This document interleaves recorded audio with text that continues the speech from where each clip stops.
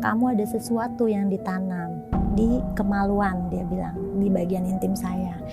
Jadi dia berusaha supaya kamu kalau misalnya nantinya kamu punya suami itu berhubungan, dia akan nggak enak gitu. Saya lagi ngaca, saya merasa di samping saya itu dia lagi berdiri sambil senyum, nyeringai gitu. Aduh, saya merinding beneran. Saya ngelihat itu beneran, saya ngelihat banget itu. Saya bilang, saya sampai ngomongin, tolong kamu pergi dari hidup saya, jangan ganggu saya. Saya bilang, saya sampai nangis tuh. Saya bilang, pergi, jangan ganggu saya juga pengen hidup normal gitu kan.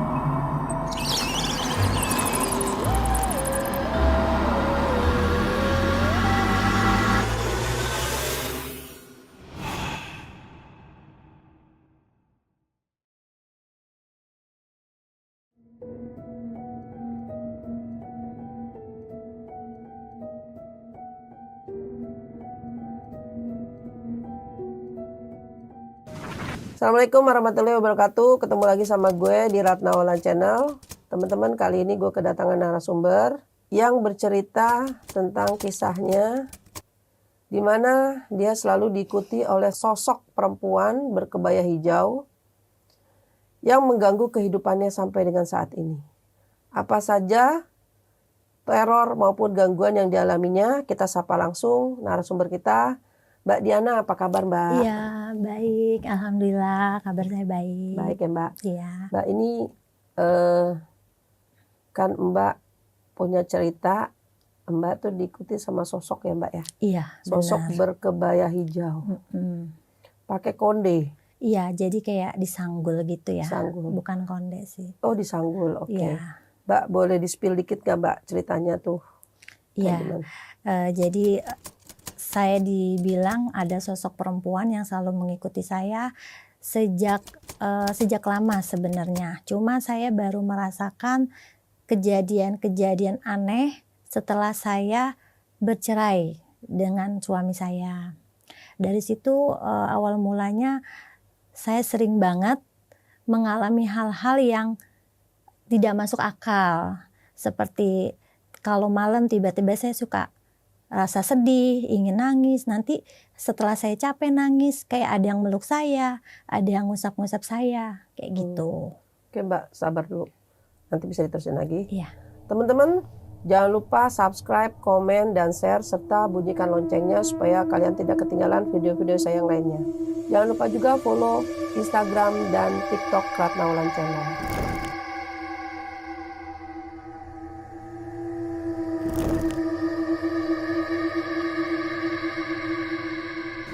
Mbak Diana, bisa dimulai dari awal? Iya, jadi gini, awalnya tuh saya dulu pernah tinggal di daerah Manggarai. Kebetulan tempat tinggal saya tuh nggak jauh dari stasiun Manggarai. Terus sekolah saya kan agak jauh di daerah Jakarta Selatan, yaitu Kebayoran. Nah, waktu itu saya kan memang setiap hari aktivitas sekolah mesti melewati jalan itu ya. Jadi saya lewatin terowongan Manggarai untuk naik bus. Zaman dulu saya sekolah tahun 2000 itu saya masih naik Metro Mini dari Terminal Manggarai untuk ke Blok M. Yeah. Nah, jadi saya tuh setiap hari kalau pulang malam saya lewatin Kali Ciliwung ya yang ada di terowongan Manggarai itu. Kadang saya sering banget tuh suka ngeliatin sungai itu gitu. Nah, itu kenapa tuh Mbak? Seneng aja gitu kayak lihat, coba sih pengen penasaran ada apa sih di pintu air itu. Saya suka lihat seperti itu. Nah udah nih, singkat cerita setelah itu saya menikah di tahun 2007. Saya menikah, awal pernikahan 2 tahun masih berjalan baik. Setelah 3 tahun macam-macam lah rumah tangga saya tuh ya. Dan akhirnya kami memutuskan bercerai di tahun 2017.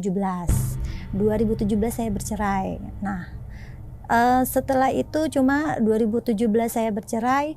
Saya tahun 2019 saya baru mengajukan ke pengadilan perceraian itu. Nah, setelah saya udah keluar surat cerai, akhirnya saya mencoba membuka diri gitu. Membuka diri untuk berkenalan sama laki-laki itu, dan akhirnya deket lah nih. Satu hari saya deket sama laki-laki ini dan niatnya kita memang mau serius. Tapi di tengah jalan si laki-laki ini setiap saya tanya kepastian seperti ragu gitu, ragu. Akhirnya kita putus. Terus Sebentar, tapi putusnya tahu nggak masalahnya apa? enggak. Jadi nggak ada tahu masalahnya. Dan akhirnya kita memang nggak tahu ghosting lah, istilah sekarang kan dibilangnya ghosting ya. Akhirnya putus dan saya nanya kepastian pun saya telepon, saya tanya kenapa kamu nggak ngejelasin, nggak dijawab, didiemin aja, udah langsung pergi. Ya udah, itu kejadiannya sampai 2 kali saya merasakan di ghosting ya. Dan akhirnya satu ketika saya iseng nanya temen, tolong dong, kamu bisa tahu nggak sih kenapa saya dua kali berhubungan dengan laki-laki nggak pernah berhasil gitu, dan mereka selalu pergi ngilang ninggalin saya, dan teman saya menganjurkan untuk saya pergi ke orang yang bisa gitu. Akhirnya saya belum pernah pergi, cuma masa sih, saya nggak percaya kan sama hal-hal begitu, saya nggak mau. Ya udah, akhirnya satu hari saya pergi ke rumah teman saya nih. Nah kebetulan ibunya teman saya ini orang Kejawen dibilangnya ya, jadi bisa lihat dan bisa merasakan. Nah tiba-tiba saya lagi pas assalamualaikum Bu, oh ini siapa, ini Bu temennya Rima, teman saya namanya Rima. Oh ini teman saya, kata, oh kenalin, ya ini siapa, Diana. Oh lalu pas saya salaman, dia langsung peluk saya, nangis. Ngusap-ngusap, aduh Ndok, kamu yang sabar, kamu yang tabah. Saya bingung dong, dibilang gitu, kenapa ya? Terus saya tanya sama teman saya, ibu lu kok ngomong gitu, kenapa? Ntar juga dijelasin, gitu kan. Nah yaudah, kamu untung orangnya rajin ibadah, katanya.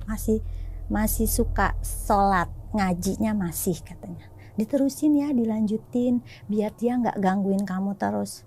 Gangguin saya siapa gitu. Duh saya merinding, kata ibunya gitu. Saya bilang, Bu jangan nakutin saya gitu, beneran. Terus kamu dibersihin ya, dibersihin. Bersihin apa Ibu, jelasin gitu kan. Di saat itu dia nggak menjelaskan apa yang dibersihkan di badan saya. Terus nggak lama, tapi dia lagi nggak ada nih. Dia lihat saya langsung pergi. Emang sosoknya apa? Saya tanya, emang ada sosok gitu. Iya, dia perempuan, katanya. Perempuan setengah baya, bukan nggak tua, nggak muda, katanya. Sekitar usia 30 tahun, dia bilang gitu kan. Dia cantik, putih orangnya. Postur tubuh mirip-mirip kamu, cuma dia lebih tinggi kan. Dan dia selalu ada buat kamu. Hah, saya kaget dong dibilang gitu. Ya udah, kamu kalau alangkah baiknya kamu dibersihin. Cuma saya masih tetap nggak percaya. Setelah kejadian itu saya pulang. Nah setelah saya tahu itu saya jadi beneran nggak sih? Nah satu hari pas dari kejadian itu malamnya saya ngerasa sedih, nangis, sedih nggak karuan. Dan saya merasa pas lagi udah capek nangis tidur tuh kayak ada yang ngulus saya, kepala saya diusap gitu. Nah udah nih pas kejadian itu saya merasa siapa yang pegang saya bilang gitu, siapa yang peluk saya, kok saya berasa hangat kayak dipeluk, pokoknya diusap-usap gitu. Nah udah, setelah itu sebulan kemudian saya sakit itu sakit demam, karena saya kan tinggal sendiri ya. Saya sakit demam pas tengah malam sekitar jam 2 pagi itu, kayaknya sih jam 2 pagi ya, saya mau buang air besar. Posisi kan kosan saya memang nggak ada kamar mandinya di luar, jadi barang-barang. Akhirnya saya dengan mata masih ngantuk, lemes, ya udah kamar mandi.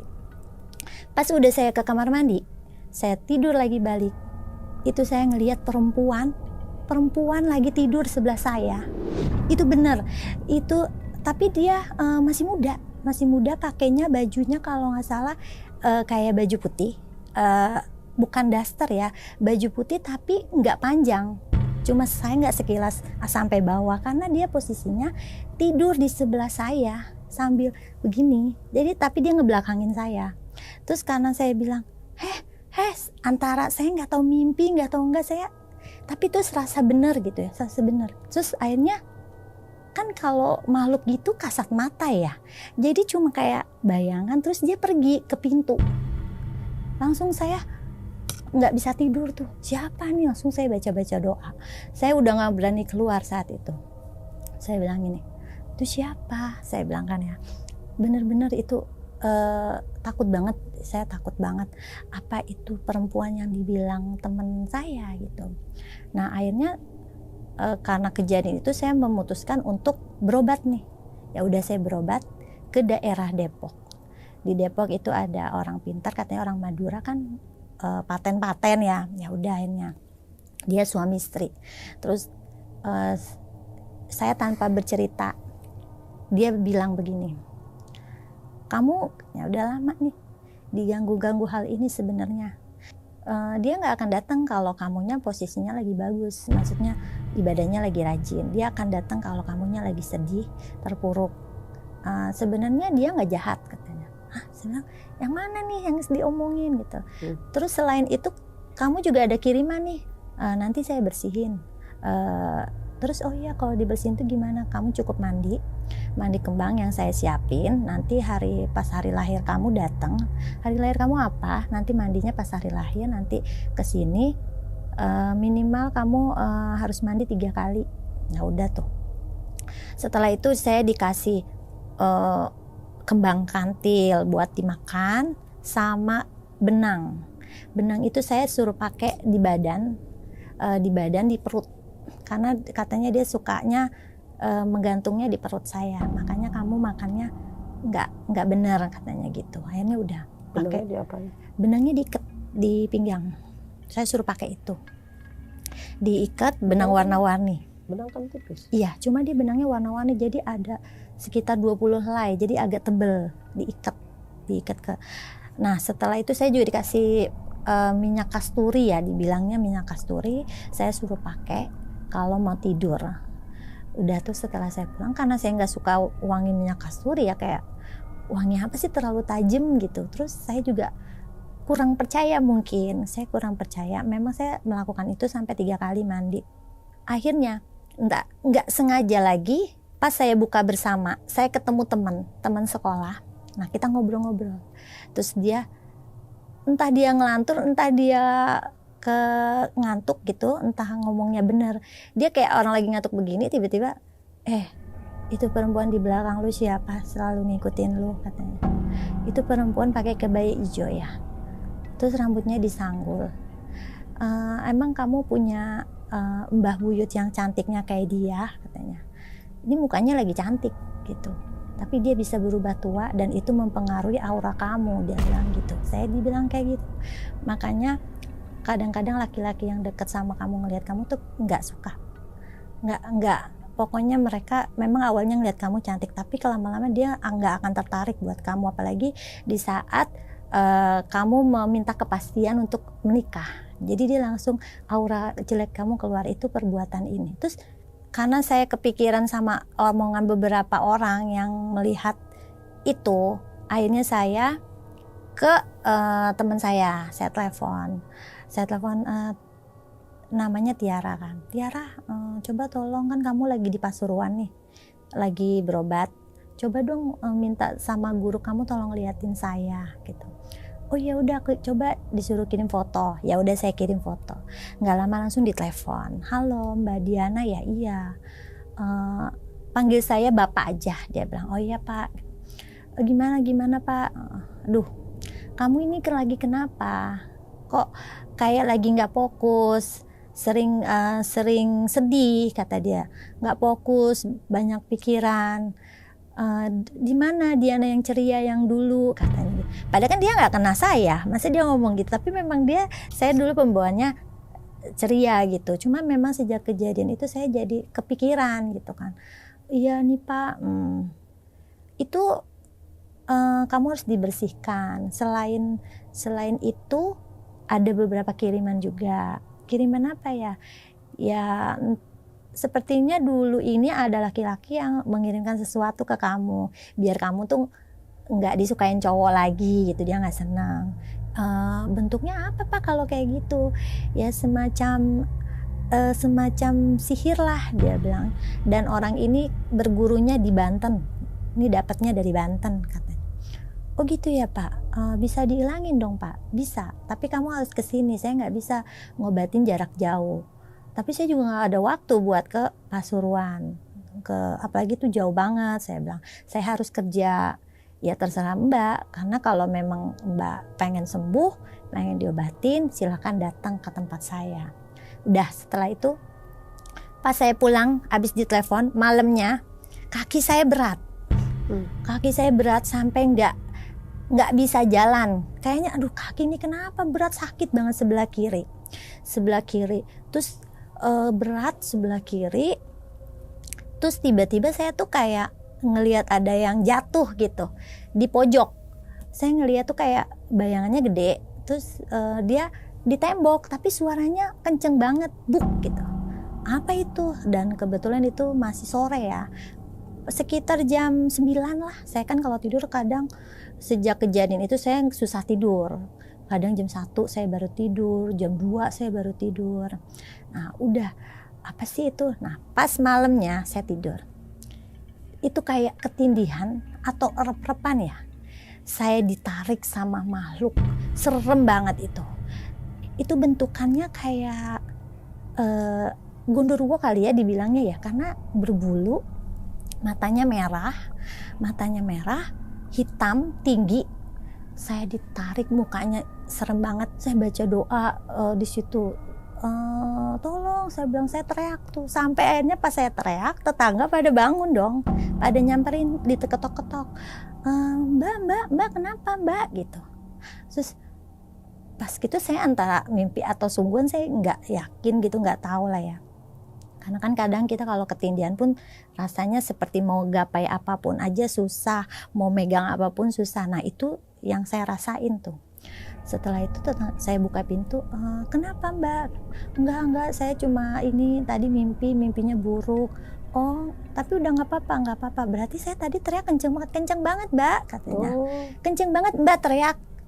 Oh, beneran ya saya teriak kenceng? Iya, saya tadi mimpi serem banget, saya ditarik sama makhluk gede tinggi, itu pantesan kaki saya dari sore udah berat gitu. Terus tapi sekarang nggak apa-apa, udah tuh, ya udah Mbak minum Mbak, mau ditemenin nggak? Katanya nggak usah.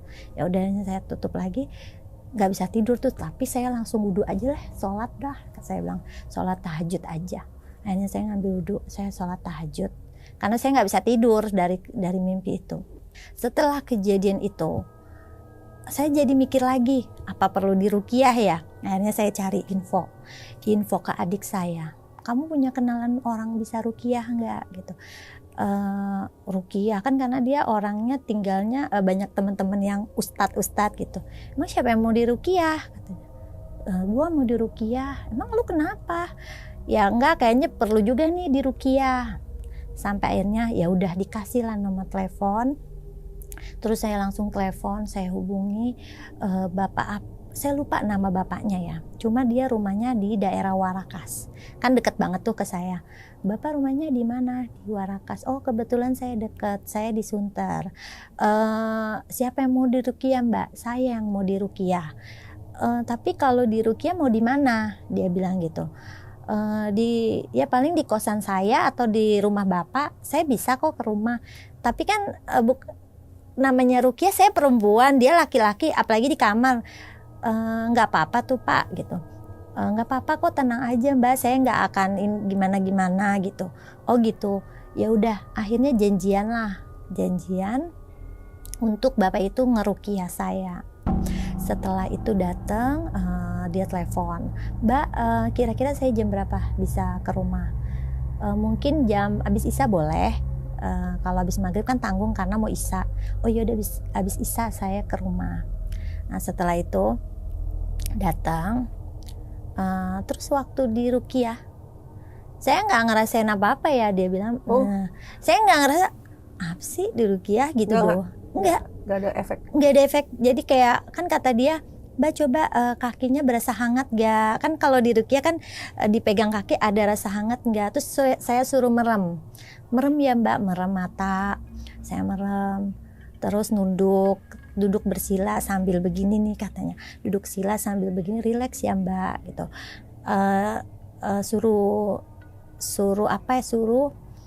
Suruh ngebayangin posisi saya waktu di rumah mantan suami, suruh jalan-jalan gitu. Jadi dia mungkin katanya mau cari apa yang ditanam gitu. Nah, akhirnya saya nggak bisa mikir ke situ. Saya udah nggak kebayang-bayang lagi. Saya bilang, Mbak harus bisa, karena ini penting. Saya pengen cari sesuatu yang terjadi gitu. Itu harus kayak dihipnotis gitu kan. Saya nggak bisa, pas saya udah berusaha coba konsen gitu. Terus saya coba konsen, tetap saya nggak bisa. Malah saya marah-marah sama orang yang ruqyah saya. Bapak sebenarnya bisa nggak sih ngeruqyah saya? Kalau nggak bisa nggak usah. Saya suruh ini, suruh itu, saya bilang. Jadi saya galak gitu. Terus dia ngomong gini, sabar ya Mbak. Ini yang ngomong tuh bukan Mbak katanya gitu. Saya marah-marah. Apa sih katanya? Pakai begini.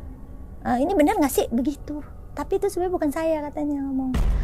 Suruh merem, suruh ini. Udah kalau nggak bisa pulang aja. Saya berubah jadi galak gitu. Terus sabar katanya. Iya saya tahu katanya. Saya tahu. Maaf ya kalau memang saya salah. Saya cuma nggak mau mbaknya keterusan seperti ini. Dia ngomong gitu. Entah saya sadar entah apa, saya marah-marah tuh. Padahal saya sendiri yang menyuruh dia ruqyah saya, tapi saya sendiri yang marah-marah. Enggak, saya nggak mau kalau caranya begini. Yang wajar-wajar aja, yang normal-normal aja, nggak usah kayak begitu. Itu doa-doa apa lagi yang dibaca, saya marah begitu. Terus saya malah, kok nggak enak gitu, nggak nyaman dia bacain, saya nggak nyaman. Saya bilang, Pak, bawa pulang aja ya Pak.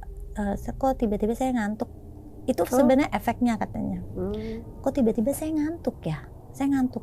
Saya mau istirahat deh Pak. Bapak besok-besok lagi aja. Saya marahin. Saya suruh pulang. Besok-besok aja Pak.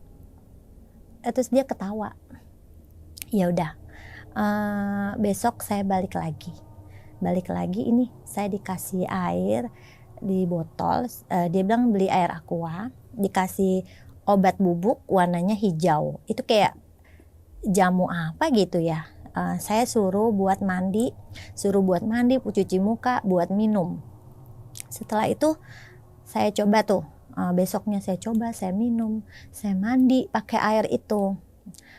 Aman, 1 hari saya aman kayak terang gitu. Pikiran saya kayak terang, kayak kok mood saya jadi bagus gitu setelah itu. Agak nggak terlalu yang kayak emosi sedih, nggak ada. Terus akhirnya dia telepon lagi, Mbak, gimana perasaan hari ini? Dia tanya. Baik kok, saya baik gitu. Terang nggak penglihatan? Terang, saya bilang terang. Emang kayak peningnya hilang gitu kan, biasanya suka pening, ini peningnya hilang. Ya udah, nanti saya cari jadwal malam ini aja ya, saya datang lagi. Ya udah, akhirnya datang lagi. Terus datang lagi, Mbak coba mulai lagi yang kemarin. Saya pengen tahu gitu. Ada kiriman nggak? Kan katanya dibilang kalau ada yang namanya kiriman santet ada buhulnya gitu. Tapi saya harus fokus buat alam bawah sadar saya, buat jalan-jalan gitu, cari buhul itu di mana. Cara kerjanya seperti itu kata si bapak ini. Ya udah. Tetap saya tetap nggak bisa konsentrasi, dan malah rasanya kalau dibacain doa ruqyah malah saya kayak apa sih gitu. Jadi dalam hati saya tuh kayak berontak gitu. Saya nggak percaya, malah pusing banget sih dibaca ini. Itu memang katanya efeknya kalau di ruqyah pusing katanya. Ya udah deh Pak, saya nggak mau lagi. Terus dijelasin, Mbak,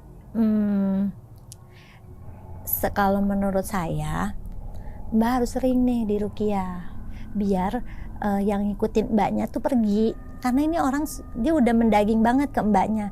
Dia tuh suka banget dari dulu Mbak sering ngeliatin tempat kediaman dia.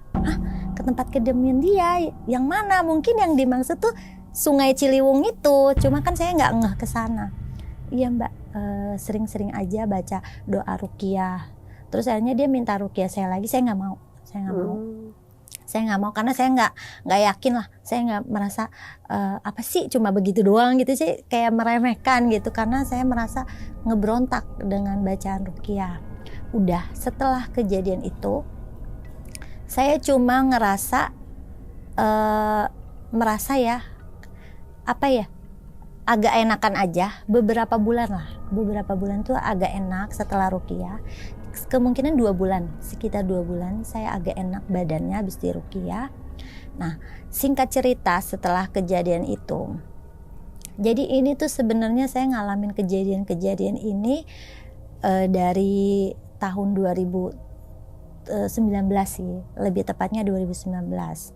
Nah, terakhir itu saya di ruqyah udah, saya ke Depok udah, sampai yang ke Pasuruan saya disuruh ke sana saya tapi nggak mau kerjain karena saya mikir kalau saya percaya hal itu, nanti saya musyrik, saya bilang gitu. Saya punya Allah, apalagi si ibunya teman saya tuh bilang bahwa saya kalau rajin ibadah, dia akan pergi, dia nggak suka, gitu. Nah, akhirnya pas Lebaran kemarin kebetulan teman saya bilang, katanya gini, kan dia juga statusnya sama kayak saya, baru berpisah dan dia berobat karena dia dibilang juga ada gangguan. Nah, ini saya ikut nih. Dia rumahnya di Tangerang Larangan. Saya bilang, oh boleh dong, saya mau coba nih. Penasaran juga apa benar yang diomongin orang-orang ini gitu. Nah, akhirnya saya datanglah, janjian hari Minggu. Kita ketemu, saya dijemput sama teman saya ini, teman sekolah. Ya udah kita janjian di Puri Beta ya. Nanti saya jemput kamu, nanti kita ke rumah orang ini, gitu. Terus akhirnya kita ke sana. Pas udah ke sana duduk, ya udah kebetulan ada orangnya, memang kita udah janjian karena memang dia katanya harus janjian dulu, kalau nggak bisa, orang ini sering pergi. Nah, sudah tuh janjian duduk.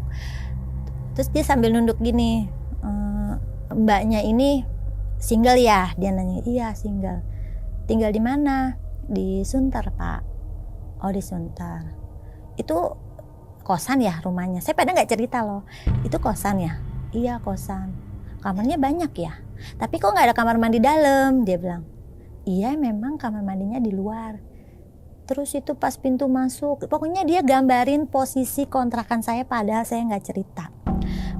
Terus Mbak dulu sekolahnya suka lewatin Kali Besar ya? Begitu dia bilang. Iya, kan saya memang deket Kali Ciliwung, itu pintu terowongan Manggarai. Saya bilang, iya suka ngeliatin tempat itu sih, makanya katanya gitu. Dia bilang gitu, makanya Mbak kalau lewat-lewat tempat gitu jangan suka diliatin. Ntar giliran dicantol aja, nggak mau pulang. Hah, saya kaget dong dibilang gitu. Terus akhirnya kami ngobrol nih. Terus udah berapa lama di ghosting laki-laki gitu, dia bilang lagi begitu. Dia ngomong udah berapa lama laki-laki yang deketin kamu pada nggak jadi. Dia tahu karena posisi saya memang saat itu saya mau nanyain itu, kenapa saya setiap dekat laki-laki mereka nggak ada yang mau serius gitu. Ini yang sekarang juga hati-hati ya, hati-hati bentar lagi juga dia bakalan pergi katanya gitu. Kok begitu ya? Saya bilang beneran. Iya, di ini juga yang ini lihat hati-hati aja, ini juga bakalan pergi, nggak akan lama. Dia ngomong gitu ke saya. Terus kalau begitu ada solusinya nggak Bang? Ada. Selain itu, kamu ada sesuatu yang ditanam di kemaluan, dia bilang, di bagian intim saya. Jadi dia berusaha supaya kamu kalau misalnya nantinya kamu punya suami itu berhubungan, dia akan nggak enak gitu. Ya pokoknya kayak gitu ya. Nah terus udah gitu, saya nggak percaya. Saya bilang begini, bukankah mengirim-ngirim sesuatu itu pakai uang? Bukankah namanya telur santet itu bayarannya mahal? Setahu saya begitu Pak, saya bilang gitu. Iya memang, tapi orang ini karena hatinya udah panas, udah dendam sama kamu, ya dia akan berusaha sebisa mungkin untuk melakukan itu. Yang penting kamu nggak bahagia gitu. Orang ini cerita. Tapi saya nggak percaya karena setahu saya dia ini penghasilannya berapa gitu. Saya nggak percaya. Ya sudah kalau kamunya nggak percaya. Selain itu, ini satu lagi. Ini yang biang keladinya nih, perempuan ini. Nih kamu lagi cerita dia lagi cengenges tuh di depan saya. Lagi godain saya malah katanya. Ini tipikal perempuan genit yang ngikutin kamu. Terus pakai baju hijau. Rambutnya disanggul, terus dia lagi godain saya, malah dia lagi deket-deketin saya nih, dia bilang gitu. Terus kamu pernah diruqyah kan? Kamu pernah berobat ke Depok? Kamu pernah mandi kembang? Disebutin. Kamu tahu nggak yang cerita itu siapa? Bukan saya, sebelah kamu tuh. Katanya dia, nih Pak, pernah diruqyah tuh, nggak mempan. Saya emang nggak mau pergi. Si perempuan itu ngomong gini. Dia udah ke Depok juga tuh, ke orang Madura, disebutin. Hah, iya kan, bener kan? Padahal saya nggak cerita apa-apa sama sekali, nggak cerita. Si bapak itu, kamu pernah ke orang pinter, tuh mandi kembang, mandi ruqyah, air garam, terus pakai minyak kasturi, disebutin saya. Itu katanya itu yang ngebongkar siapa? Ya dia yang ngikutin kamu. Terus dia sambil ngobrol itu, sambil ngeliatin saya juga. Si bapak ini, tuh dia ada nih di sebelah kamu tuh lagi duduk berdua, mirip sih mukanya, kata dia gitu, mirip. Dia nggak mau pergi karena apa? Karena sifat kamu sama dia nggak beda jauh, katanya. Kamu tuh sama-sama cakep, menarik sebenarnya. Tapi dulu ini dia kesel sama cowok. Nah kebetulan ini cewek ini katanya suka nungguin cowoknya datang di jembatan itu. Jadi kan dulu kisahnya ini, perempuan ini tuh namanya Nengsih. Dia meninggal tahun 1797 kalau nggak salah, pokoknya tahun berapa gitu. Dulu ini dia pacaran lama, ternyata pacarnya tuh ditunggu-tunggu nggak datang-datang, dan dia suka nunggunya di jembatan Terowongan Manggarai itu. Terus akhirnya pas datang ini cowok nggak mau nikahin, dan udah pernah ditidurin, katanya udah pernah tidur tapi dia nggak mau nikahin. Akhirnya dia bunuh diri di jembatan itu. Nah kebetulan karena kamu dulunya sering lewat, sering bolak-balik, dan kamu kan suka ngeliatin tempatnya kan. Nah dia seneng, ikutlah dia sama kamu, dia bilang gitu. Ikutlah dia sama kamu. Dan dia kesel kalau misalnya laki-laki tuh seneng kan sama kamu, seneng, tapi nggak ada yang mau nikah. Karena apa? Pas dia mau serius sama kamu, si Nengsi ini beraksi. Muka kamu dibikin jelek lah, muka kamu kelihatan tua lah gitu. Pokoknya dibikin gak menarik di mata laki itu. Jadi laki itu enggan gitu sama kamu. Makanya beberapa kali kan kamu gagal. Ada yang pernah ninggalin kamu kan tanpa sebab gitu. Ada juga pernah kan kamu marah-marah ke si laki-laki ini. Iya saya bilang pernah marah-marah. Iya pernah marah-marah kan. Akhirnya dia pergi juga kan tetap. Iya saya bilang gitu. Terus tapi saya nggak gitu, cuma ketawa karena emang benar, tapi saya nggak mau terlalu ini. Jadi saya pengen tahu juga cerita bapak ini apa yang saya alami tuh sesuai nggak gitu. Terus dia bilang lagi gini, tapi sebenarnya dia ini baik, dia ngelindungin kamu juga.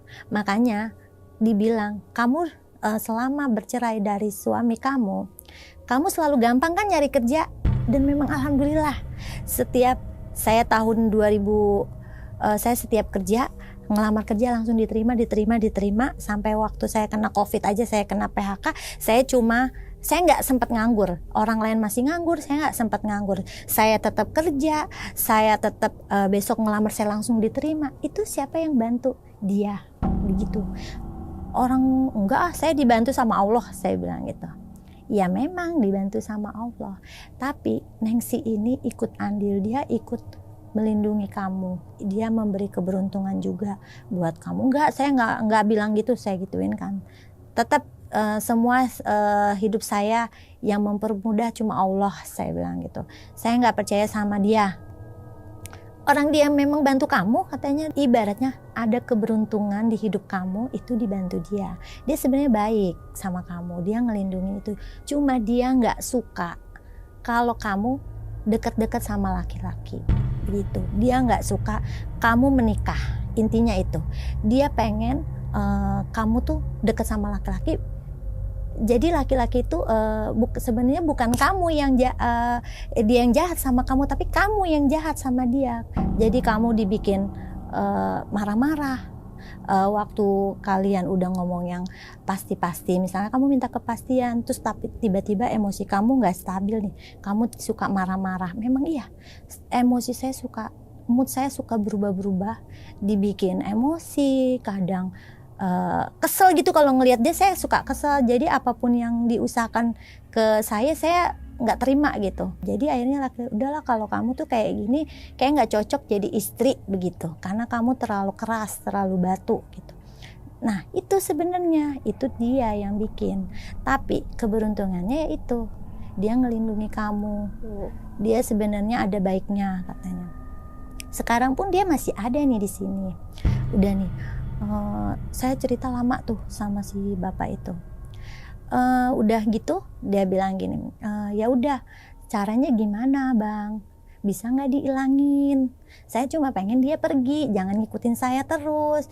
Soalnya saya juga kan pengen punya kehidupan yang baru. Saya pengen punya suami gitu. Kalau dia masih ngikutin saya terus, saya kapan nikah lagi? Apalagi saya lagi deket nih sama si cowok ini. Malah saya pengennya dia jadi nih sama saya. Saya bilang sama si, bisa gitu kan. Tapi saya harus singkirin dulu nih si Nengsi ini. Disebutnya si Nengsi katanya gitu. Pokoknya disebutin harus si Nengsi ini harus pergi dulu, harus dibersih-bersihin. Nggak bisa kalau dia masih ada di kamu gitu. Ya udah, jadi solusinya gimana bang? Bantu saya tolong gitu. Akhirnya ya udah, kamu pulang aja, nanti saya bantu gitu. Nanti pulang saya disuruh suruh mandi air bidara. Saya suruh suruh cari daun bidara. Maaf mbak, saya dipelototin mbak. Sama dia? Sama mbak. Oh. Nah, terus takut saya. Ya mungkin memang ada. Terus udah gitu, saya cari daun bidara kan, nggak ada yang jual. Daun bidara, saya bilang Pak, daun bidara itu kayak gimana? Kamu lihat aja di Allshop ada. Terus dia nelfon saya gini, itu di samping kosan kamu ada rumah, di pinggir-pinggir di atas got itu ada yang tanam daun bidara, kamu minta aja. Saya aja nggak tahu bahwa itu ada daun bidara. Terus saya nggak tahu, udah beli aja, saya bilang udah beli, ya terserah, orang cuma 8 lembar perlunya, nanti kamu mandi sambil baca doa ini, dia bilang gitu. Akhirnya saya baca doa itu, bacanya cuma sholawat Nabi. Mas saya mandi, udah mandi, pas saya dapat daunnya datang, saya lewat nih gang itu, bener ada pohon, dia tahu itu padahal ada, katanya bener, oh ini tuh daun bidara. Lah iya sama, berarti bener dong si bapak itu ngomong kalau di samping kosan saya ada yang tanam daun bidara, cuma saya kekeh tetap beli gitu kan.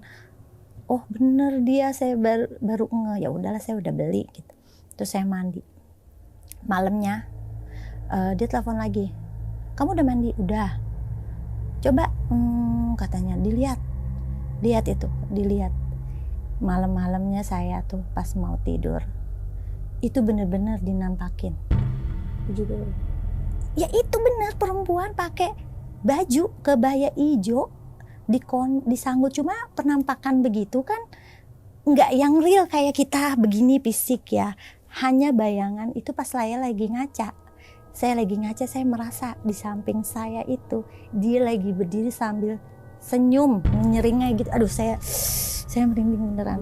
Saya ngelihat itu beneran, saya ngelihat banget itu. Saya bilang, saya sampai ngomongin tolong kamu pergi dari hidup saya, jangan ganggu saya. Saya bilang, saya sampai nangis tuh. Saya bilang pergi, jangan ganggu saya juga pengen hidup normal gitu kan. Terus gimana katanya si abang? Iya, dia bilang ada katanya. malah dia berani gitu. Dia tetap nggak mau pergi. Terus akhirnya ya udah kamu tenang dulu, dia bilang. Nggak lama, tapi saya gimana mau tidur, kalau saya kan dinampakin begitu serem. Itu mukanya udah keriput, ya pokoknya kayak dinampakin gitu ya, terus sampai senyum menyeramkan gimana ya, senyum kayak puas gitu, gimana sih. Pokoknya saya bilang pergi, saya nggak mau lagi, saya pengen hidup normal, saya bilang gitu. Tolong jangan ganggu saya lagi gitu kan. Kenapa sih kamu harus kayak begitu, saya bilang gitu ya. Abang, saya nggak bisa tidur nih karena saya ngerasa dia ada di sini gitu. Ya udah katanya, kamu tenang dulu gitu, baca-baca aja. Saya baca-baca doa tuh. Kamu udah sholat isya? Udah, saya bilang udah sholat isya. Ya udah. Memang kan posisinya saat itu udah agak malam, jam 10 ya. Setelah baca doa, dirasa udah aman, saya tidur. Malam-malam tuh, ntar ada suara kayak ketuk-ketuk pintu. Ketuk-ketuk pintu 3 kali, tok tok tok gitu. Saya kebangun, ketuk-ketuk pintu 3 kali nih. Udah, saya nggak mau orang, saya apalagi nggak ada suara kan, ketuk-ketuk pintu tuh nggak ada suara, saya nggak akan bukain gitu. Terus saya nggak tidur, pokoknya nggak tidur saya sampai pagi gara-gara ketakutan gitu. Ada saya telepon si bapak itu, Pak ini gimana? Ada nih nengsinya di rumah saya. Begitu.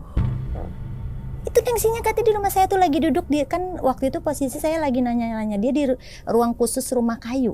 Dia kan rumahnya gede nih, posisi rumah ada bilik ya, dibilangnya gazebo lah ya, gazebo rumah kayu.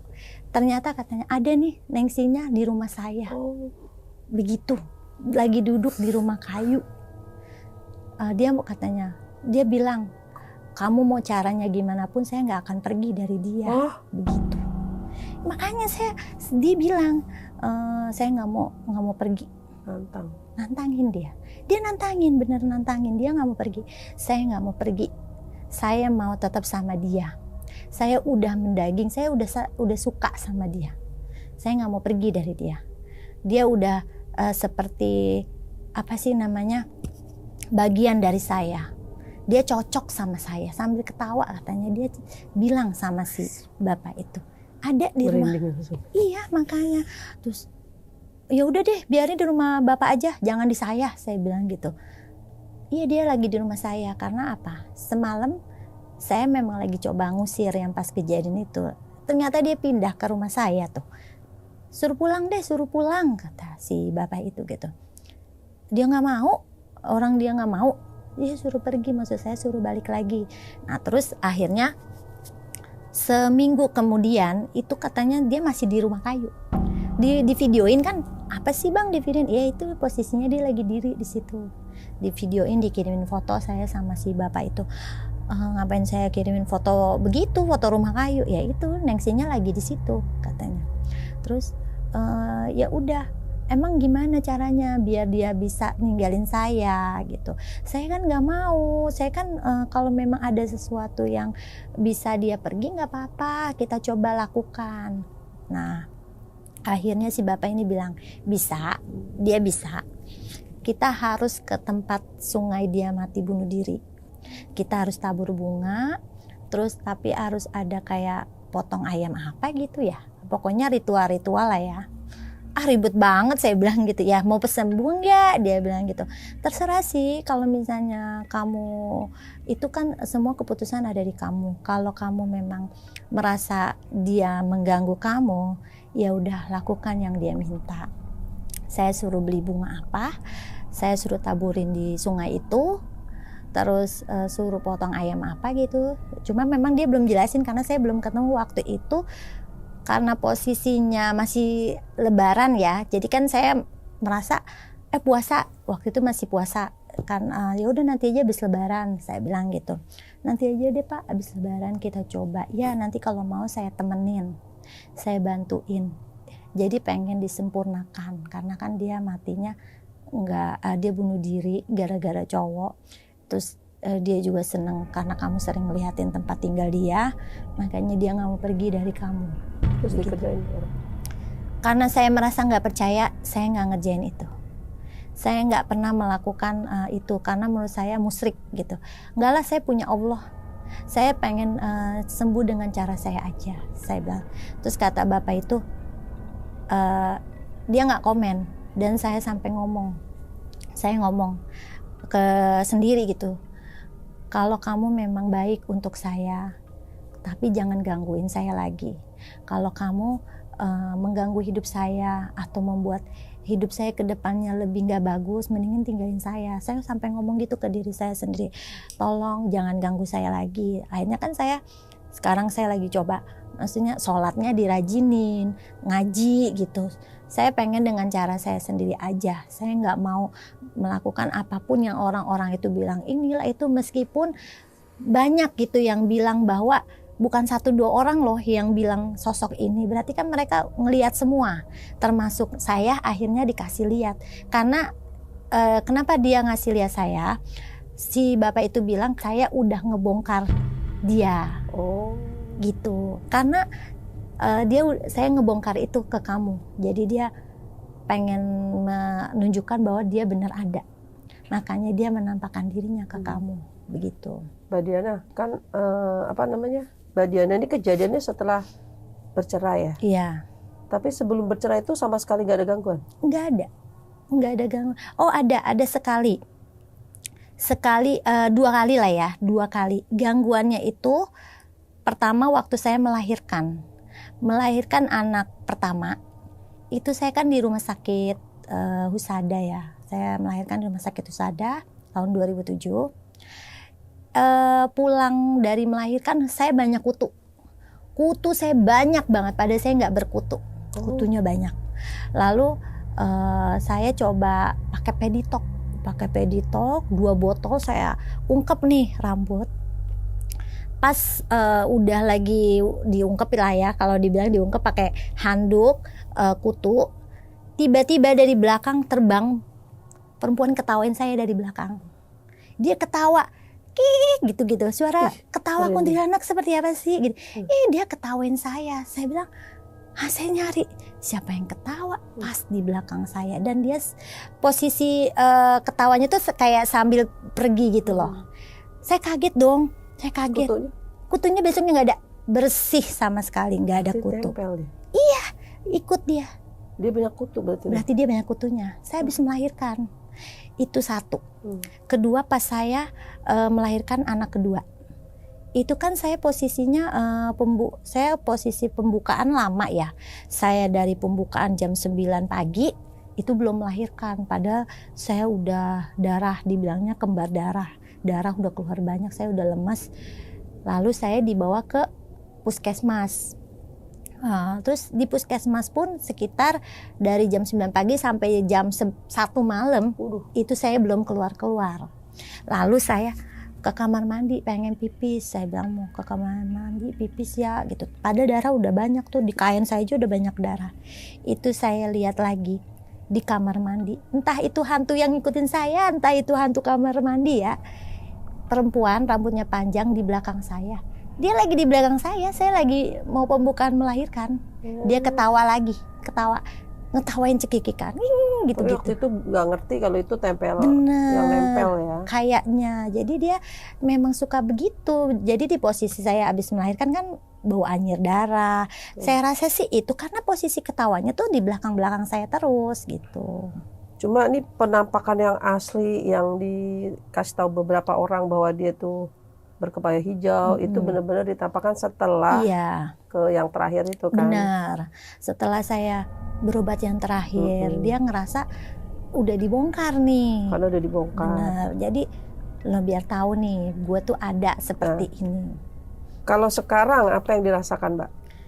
Kalau sekarang yang dirasakan setelah ini karena saya merasa nggak mau buang, sering mimpi ya, dan mimpinya sering mimpi melihat perempuan itu di dalam mimpi.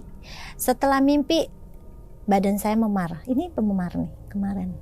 Memar biru-biru. Diapain sama dia? Dalam mimpi itu dia selalu megangin saya. Kemarin saya mimpi, saya diajak.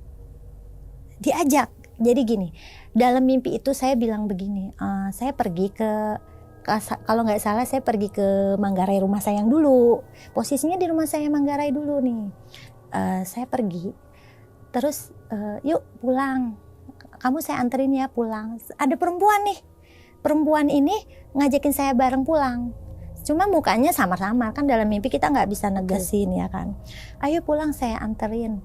Tapi dalam mimpi saya bilang, ih kamu kan udah mati, ngapain kamu ngajak-ngajak saya? Saya bilang gitu. Enggak, kamu udah mati, udah meninggal, kamu nggak usah ngajak saya bilang gitu.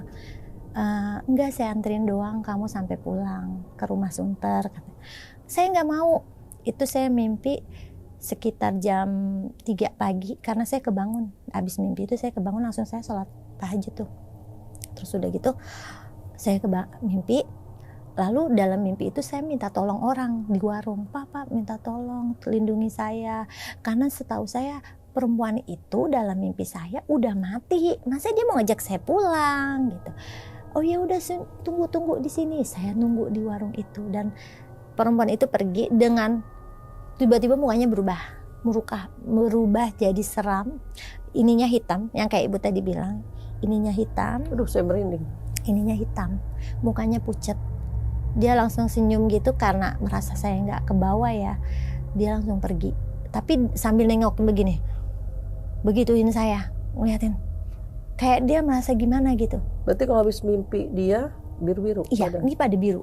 Ini di paha saya memar. Pernah saya di sini nih memar gede banget. Itu pas lagi saya mimpi yang kakinya dipegang. Nah ini kemarin tangan saya, karena kan dia ngajak saya yuk gitu kan. Ini biru-biru di paha.